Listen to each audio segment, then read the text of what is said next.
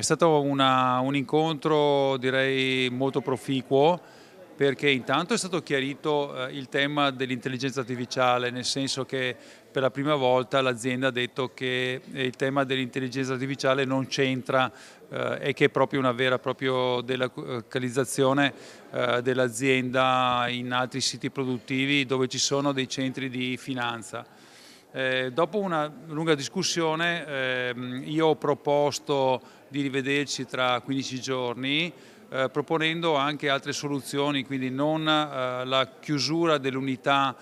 produttiva proprio qui a Venezia, ma di rivedere invece la posizione, magari con un workers buyout, cioè quei lavoratori che continuano l'attività dell'azienda, come altri esempi a livello nazionale, ma abbiamo anche degli interessamenti da parte di alcune aziende del settore dell'informatica in Veneto e quindi la possibilità anche di cedere l'attività o affittare l'attività. Quindi direi che potrebbe essere una soluzione operativa e in base a questo, ricordando anche che ci sono 37 famiglie